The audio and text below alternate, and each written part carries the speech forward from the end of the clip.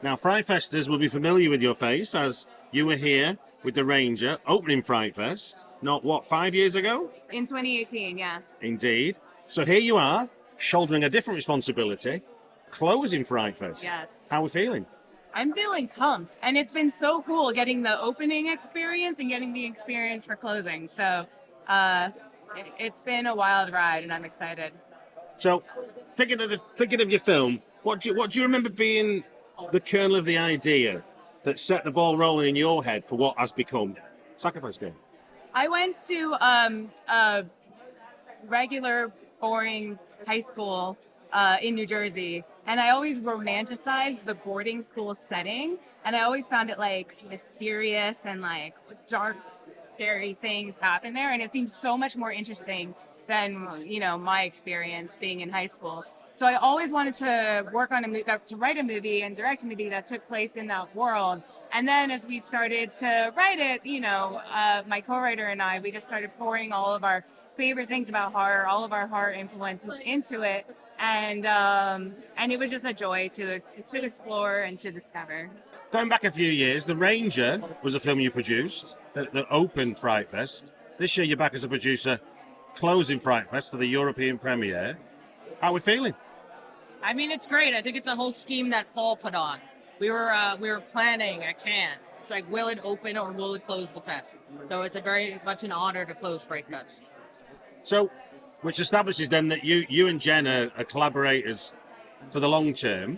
What is it about Jenn as a director that appeals to you from a producer's point of view? I think it's her view on coming of age stories, her aesthetic.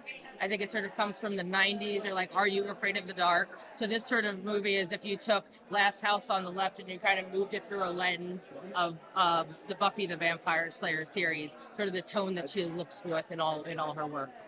When you first got hold of the script for this to get involved with this project, what was it that first excited you by what you were seeing on the page? Well, I think we'd both seen The Ranger through the festival circuit, and we saw what Jenn could do with her first film. And I think when we read the screenplay, we initially thought, this is so different than The Ranger, but it captures that magic of friendship. And I think it really carries her signature throughout to her second film. So that's what I thought.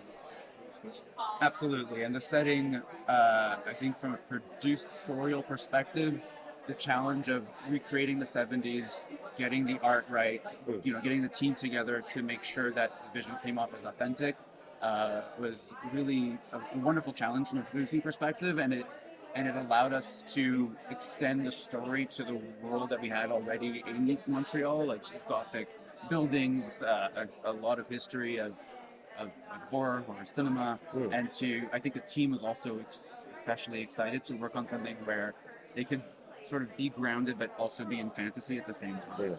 Thinking about the shoot, what would you say is a lasting memory that only someone who was on the shoot could share with the FrightFest TV audience? I would say, so we shot in this old monastery right outside Montreal, and it was very spooky. Some people reported ghostly experiences. I did not, because I was like, I'm too focused on directing the ghosts. I'm not letting the ghosts in.